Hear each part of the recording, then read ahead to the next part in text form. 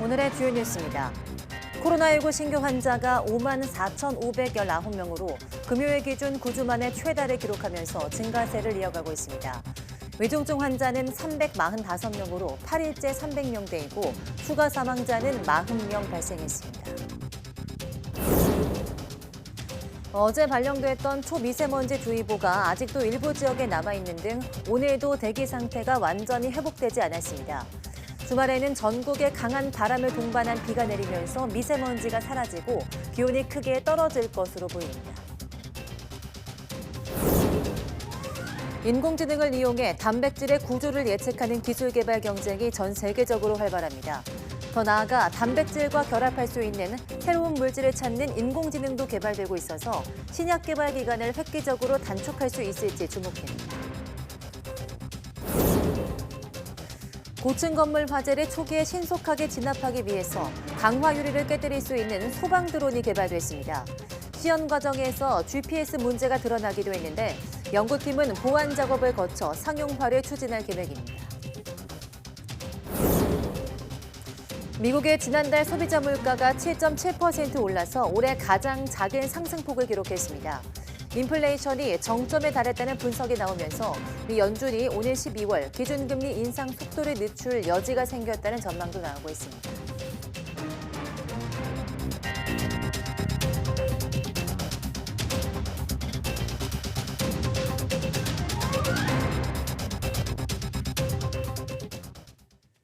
네, 여러분 안녕하십니까? 11월 11일 사이언스 투데이 시작합니다. 오늘 0시 기준 코로나19 신규 환자는 54,519명으로 집계됐습니다. 일주일 전보다 11,000여 명 늘었고 2주 전보다 18,000여 명 증가했습니다. 신규 환자 가운데 국내 발생은 54,470명, 해외 유입은 49명입니다. 위중증 환자는 345명으로 8일 연속 300명대를 나타냈습니다. 사망자는 40명으로 누적 사망자는 29,571명입니다. 코로나19 겨울철 재유행이 본격화하면서 정부가 고령층 등 감염 취약계층에 대한 백신 접종 참여를 거듭 당부했습니다. 박민수 보건복지부 2차관은 오늘 중대본 회의에서 그 어느 때보다 백신 접종을 통한 중증화와 감염 예방이 중요한 시기라고 말했습니다. 코로나19 사망자 4명 가운데 1명은 감염 취약시설에서 발생하고 사망자의 95.1%는 60세 이상이지만 감염 취약시설 입소자나 종사자의 동절기 백신 접종률은 7.7%, 60세 이상은 10.5%로 낮은 수준이라고 지적했습니다. 중국 최고 지도부가 현행 고강도 방역, 즉 제로 코로나 정책을 확고히 관철하되 일률적 방역 관행은 시정한다는 방침을 밝혔습니다. 중국 관영중앙TV에 따르면 중국 공산당 중앙정치국 상무위원회는 어제 시진핑 국가주석 주재로 회의를 열어서 코로나19 방역 정책 최적화를 위한 20가지 조치를 발표하면서 이 같은 방침을 밝혔습니다. 이는 중국 본토에서 하루 신규 감염자 8,000명대에 이르는 등 감염 확산 추세 속에 제로 코로나 기조를 유지하면서도 최근 잇따른 사건으로 표출된 과잉 방역의 문제를 시정하고 경제적 타격을 최소화해 나가겠다는 입장을 피력한 것으로 보입니다. 네, 최근 서울을 포함한 내륙 곳곳에 대기가 썩 좋지 않습니다. 어제 초미세먼지 주의보가 내려졌는데 주말과 휴일 전국에 비가 내리면서 해소되겠지만 이후 반짝 추위가 찾아올 것으로 보입니다. 김진두 기자입니다. 하늘공원에서 내려다본 한강이 뿌연 안개에 가려져 있습니다. 맞은편 빌딩이 희미하게 윤곽만 보일 정도입니다. 연일 계속된 안개, 도심에서 발생한 먼지가 뒤엉켜 연무로 변한 겁니다. 오랜만에 나들이 나왔는데 너무 실망이고 목도 칼칼해요 지금. 칼칼해서 좀 답답하니까 이 마스크 벗고 싶은데 벗을 수가 없네요. 스모그가 짙어지면서 서울에는 올가을 들어 처음으로 초미세먼지 주의보가 내려졌습니다. 인천과 경기, 충청 지역에도 초미세먼지 주의보가 발령됐습니다. 초미세먼지 농도는 세제곱미터당 40에서 60 마이크로그램 정도로 평소의 2~3배에 달했습니다. 시야를 가린 미세먼지는 주말부터 사라질 것으로 보입니다. 전국에 강한 바람을 동반한 단비가 내리면서 먼지가 해소될 것으로 예상되기 때문입니다. 비가 지난 뒤 다음 주 초반에는 반짝 추위가 찾아오겠습니다. 13일 오전부터 북쪽에 찬 공기가 유입되면서 우리나라는 기온이 큰 폭으로 떨어질 것으로 예상을 하고 있습니다. 바람도 강하게 불면서 체감 온도는 더 낮아 매우 추운 날씨가 예상이 됩니다. 하지만 대학 수학 능력 시험일에 수능 추위는 없을 전망입니다.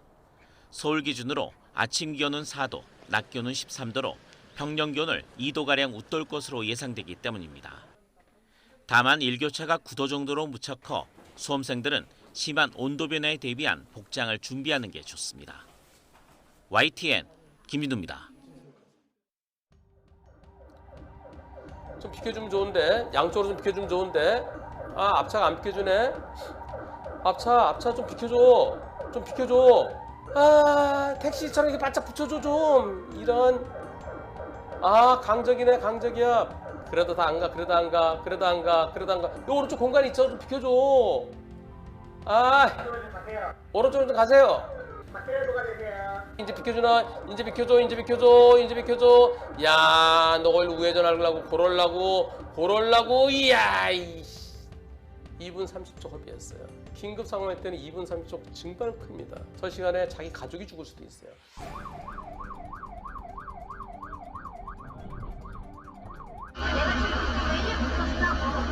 내가 책임진다고 싶으면 내가 이거 다 아니까.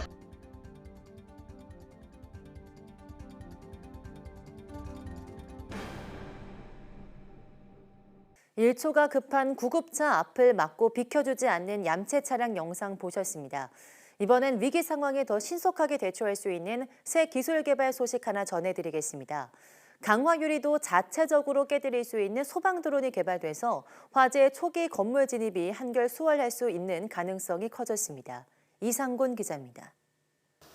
커다란 드론이 철제 프레임에 설치된 유리를 향해 서서히 날아갑니다. 끝부분이 닫혀 창처럼 생긴 장치가 순식간에 움직이며 유리를 박살냅니다. 드론이 깨트린 건 두께 12mm의 강화 유리로 주로 고층 건물의 유리창에 사용되고 있습니다. 또 다른 드론은 공중에서 소화액을 뿌려줍니다. 고층 건물 화재를 초기에 신속하게 진압하기 위해 국내에서 개발한 소방용 드론들입니다. 건물 2층 높이에서 화재 상황을 가정해 시연이 진행될 예정이었지만 아쉽게 GPS 등의 문제로 이뤄지지 못했습니다. GPS 차단 문제도 있지만 이 송수신에 대해서 제한이 된다는 게 여전히 드러났거든요. 근데 실제 현장은 이거보다 더 높은 고층 건물이랄 거라는 거죠. 고도화해서 실제적으로 현장에서 필요한 그런 드론이 됐으면 좋겠습니다. 세종시는 2년 연속으로 드론 실증 도시 구축 사업에 선정돼 상용화를 위한 기술력을 높이는 데 힘쓰고 있습니다. 지속적인 연구 덕에 도로 시설물을 관리하는 드론은 자동 비행이 가능해졌고 도로 파임 등을 파악하는 정확도가 1년 전 70%에서 90%까지 높아졌다고 밝혔습니다. 도시순찰 드론의 경우 충돌 방지 센서 등을 장착해 안전성을 확보했고 물품 배달 드론은 착륙하지 않아도 배송이 가능한 수준까지 개발했다는 설명입니다. 다양한 실증을 진행하였고 앞으로도 미래 전략수도 세종에 부응하는 드론 산업 생태계를 육성하기 위해서 앞으로 드론 실증을 더욱 고도화하고 거기에 맞춰서 기업 지원이랄지 이런 것들 진행해 나갈 예정입니다. 세종시는 내년 6월 종료되는 드론 특별 자유화 구역에 대한 운영기간 연장을 추진하고 개발한 드론들을 상용화하는 데 속도를 낼 계획입니다. YTN 이상곤입니다. 새로운 신약 하나를 개발하는 데는 길게는 10년 이상이 걸리고 비용도 수조 원이 든다고 하는데요.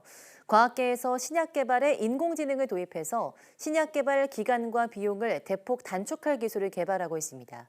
최소라 기자입니다. 코로나19 바이러스 표면에는 ORF8 등 20여 종의 단백질이 있습니다. 이 같은 단백질 구조를 알면 단백질에 효과적으로 결합하는 물질을 만들어 백신을 개발할 수 있습니다. 하지만 단백질 구조를 알아내는 건 쉽지 않습니다.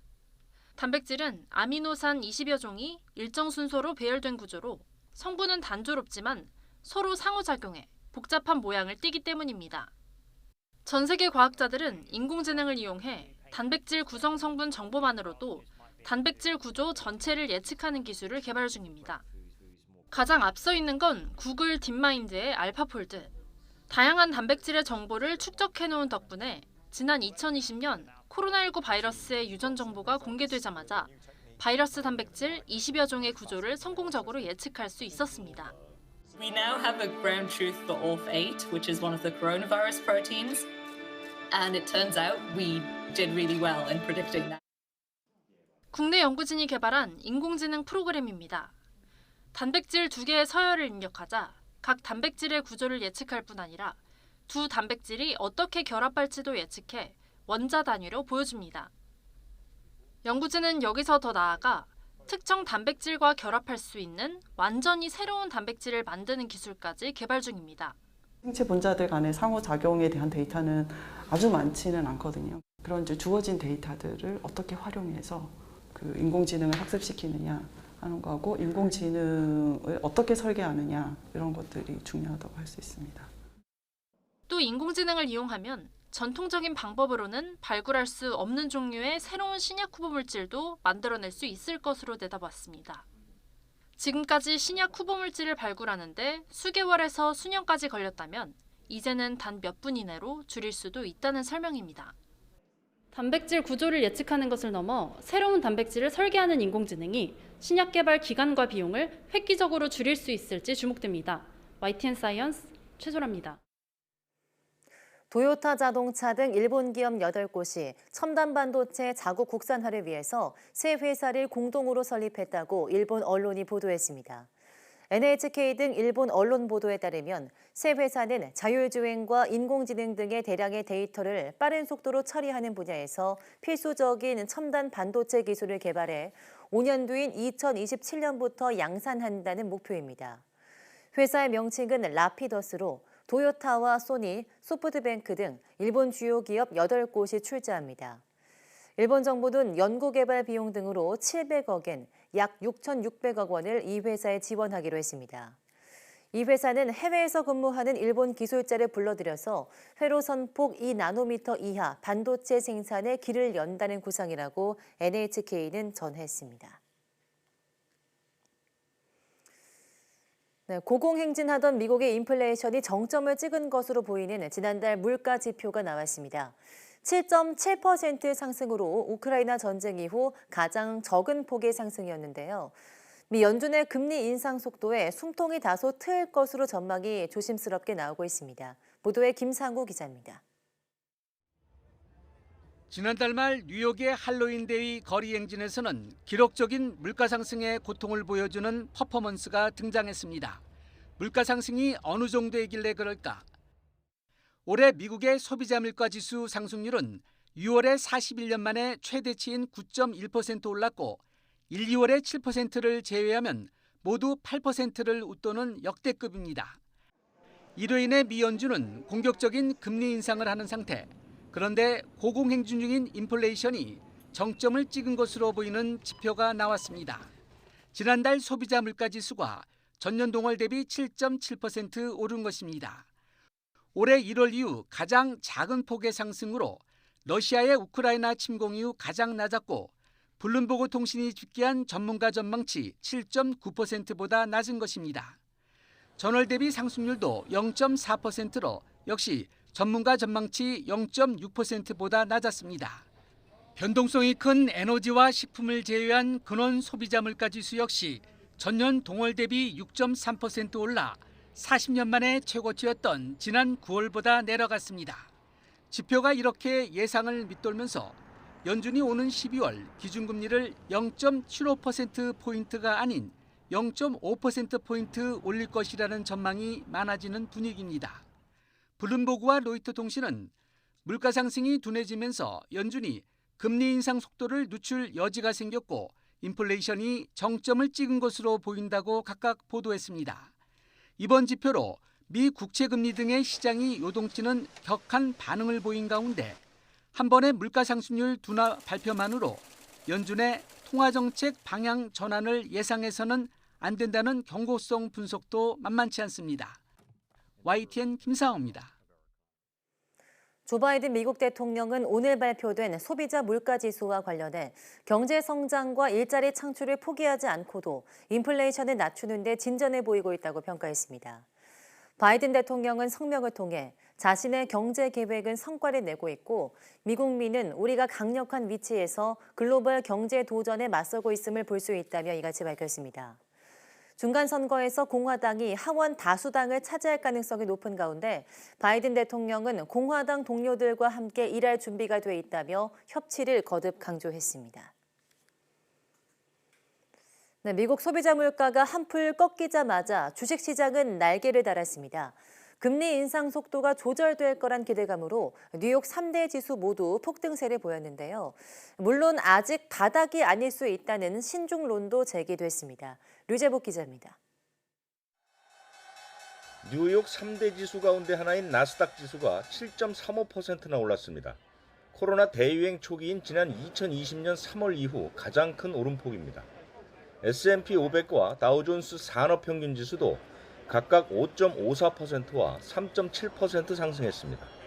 역시 2년 6달 만에 가장 많이 올랐습니다. 주식시장에 훈풍을 몰고 온 건 지난달 소비자 물가지수입니다. 맹렬하게 오르던 물가가 7.7% 상승으로 한풀 꺾인 모습을 보였습니다. 물가 상승률이 떨어지자 곧바로 국채금리가 내려가기 시작하면서 금리에 민감한 기술주들이 오름세를 주도했습니다. 아마존과 애플, 마이크로소프트 등 고전하던 기업들이 10% 안팎까지 올랐습니다. 미국 연준의 공격적인 금리 인상이 멈출 거란 기대감도 함께 커졌습니다. And this particular report gives it a lot of confidence, the market, I'm meaning, that this could be the time that they do that in December. 섣부른 낙관을 경계하는 목소리도 나오고 있습니다. 여전히 물가가 매우 높고 아직 바닥이 아닐 수도 있다는 신중론입니다. 실제로 지난 7월 오름세를 보였던 미국 증시는 파월 연준 의장의 긴축 경고 한마디에 2달 넘게 침체를 겪었습니다. YTN 유재복입니다. 네, 미국 중간선거가 끝남에 따라 이제는 차기 미국 대통령 선거에 관심이 쏠리고 있습니다. 조 바이든 대통령의 출마 여부와 트럼프 전 대통령이 자신에 대한 부정적 여론을 극복할 수 있을지가 관심사입니다. 임수근 기자입니다. 미국 민주당이 중간선거에서 예상 밖으로 선전한 가운데 조 바이든 대통령은 재선 도전과 관련해 오늘 내일 급하게 결정한 일은 아니라며 말을 아꼈습니다.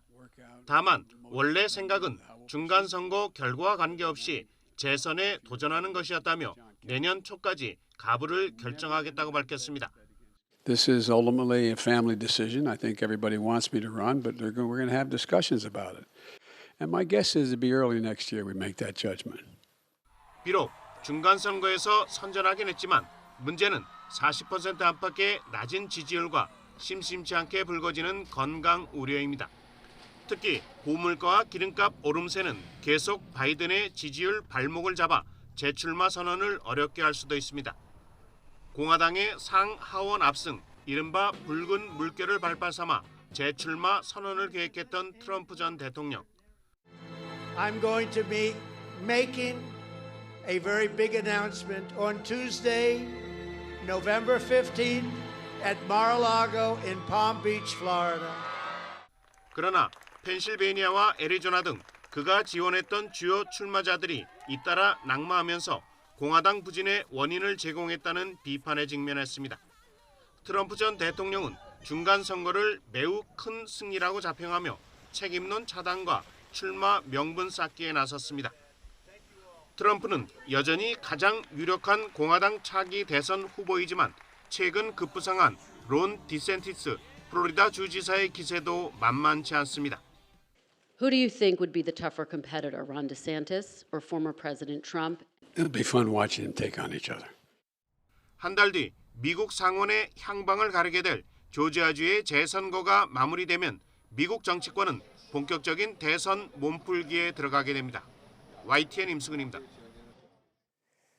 네, 중소기업 대출금리가 거의 9년 만에 가장 높은 수준을 기록했습니다. 자금 경색 우려가 커지는 가운데 이자 부담까지 무거워지면서 중소기업들의 시름이 더 깊어질 것으로 보입니다. 강희경 기자가 보도합니다. 서울에서 작은 여행사를 운영하는 강순영 씨는 코로나19로 사업이 어려워지면서 각종 대출을 끌어모았습니다. 부업으로 코인 세탁소까지 운영하며 간신히 회사를 지켜오고 있지만 최근 무섭게 치솟는 금리를 보면 한숨만 나옵니다. 2년 전과 비교해 대출금리가 2배가량 뛰었는데 당장 다음 달부터는 원금 상환도 이루어지는 겁니다. 여행을 다녀오신 후에 수익으로 인정을 할 수 있는 바다 보니까 아무래도 다른 업종에 비해서 2달이나 3달 정도가 밝은 미래를 생각하고 일을 해야 하는데 현재 밝은 미래라기보다는 두려운 미래가 앞에 있는 것 같아서. 실제 중소기업 대출금리는 기준금리 인상과 함께 크게 뛰었습니다. 지난 9월 예금은행의 신규 취급액 기준 중소기업 대출금리는 4.87%, 2014년 1월 이후 거의 9년 만에 최고치입니다. 이자 부담은 더욱 무거워지고 있습니다. 중소기업 대출 가운데 금리가 5% 이상인 비중은 40.6%로 1년 전보다 13배 넘게 뛰었습니다. 사업 확장 계획을 부분 축소하거나 아니면 저희의 경우는 정면 철회해야 되는 그런 상황이 실제로 지금 발생을 하고 있고요. 생존을 걱정해야 되시는 분들이 주변에 좀 많이 보이시는 것 같아서. 최근 레고랜드 사태와 자금시장 경색으로 대기업마저 자금 조달이 쉽지 않은 상황이어서 중소기업은 더 타격을 입을 수밖에 없습니다. 이미 지난해 중소기업 100곳 가운데 16곳은 한계 기업인 것으로 집계됐습니다. 3년 연속 영업이익으로 이자 비용조차 감당하지 못하고 있다는 것을 의미합니다. 올해 같은 상황이 이어지면 한계 기업은 물론 흑자 기업마저 도산할 수 있다는 우려가 나옵니다. 한계 기업에 대해서는 사업 전환 등 제도약 지원을 강화하고 혁신 기업에 대해서는 민간과 정부의 다양한 자금 지원을 통해 숨 쉴 수 있는 여력을 만들어주는 것이 필요합니다. 이자 부담과 자금 경색이라는 이중고 속에 가까스로 버티던 중소기업들이 점차 벼랑 끝으로 내몰리는 모습입니다. YTN 강희경입니다. 경찰청이 수도권 외 지역 경찰관들의 불편을 해소하기 위해서 경찰병원 분원 설립을 추진하고 있는데요. 전국의 19개 지자체가 유치 경쟁에 나서 열기가 뜨겁습니다. 박종혁 기자가 보도합니다. 지난 1949년에 설립된 국립경찰병원은 서울 송파구에 있습니다. 수도권 소재 경찰관 등에게 의료 서비스가 집중되는 지리적 한계가 있는 상황. 경찰청이 이를 해결하기 위해 경찰병원 분원 설립을 추진하고 있습니다. 반경 20km 지역에 인구 30만 명이 있어야 한다는 게 조건입니다. 전국에서 19개 지자체가 경찰병원 분원 유치전에 뛰어들었습니다. 강원도에서만 8개 시군, 경남이 6곳, 충청과 전라도가 각 2곳, 그리고 경북에서 1곳입니다. 경찰병원 분원은 건강증진센터를 포함해 23개의 진료과와 550병상 규모로 설립할 예정입니다. 비수도권의 경찰관과 소방관은 물론 지역 주민에게도 양질의 의료 서비스가 제공됩니다. 유치 열기가 뜨거운 이유입니다. 중부권을 비롯한 우리 아산 지역은 공공의료 서비스가 매우 취약합니다. 중부권의 중심에 있기 때문에 전국 어디든지 2시간 이내에 오갈 수 있는 광역 교통망을 갖고 있습니다. 각 지자체는 저마다의 이점을 내세우며 분원 유치에 힘을 쏟고 있습니다. 행정 절차나 부지 제공 절차가 완비되어 있다. 이 의료 인력들의 주거와 정주를 위한 교육, 그다음에 문화 관련된 시설을 통째로 이렇게 제공할 수 있는. 경찰청은 19곳 가운데 3곳을 1차로 선정하고 올해 안으로 최종 후보지를 정한다는 계획입니다. 3개 후보지를 선정을 하고 이후에 현지 실사 등을 거쳐서 2차 평가를 거쳐서 12월 초순 또는 중순, 늦어도 연내에는 발표하도록 그렇게 준비를 하고 있습니다. 후보지 선정이 완료되면 최소 6개월 이상의 예비 타당성 조사를 거쳐 경찰병원 분원 설립 여부가 결정될 전망입니다. YTN 박종영입니다.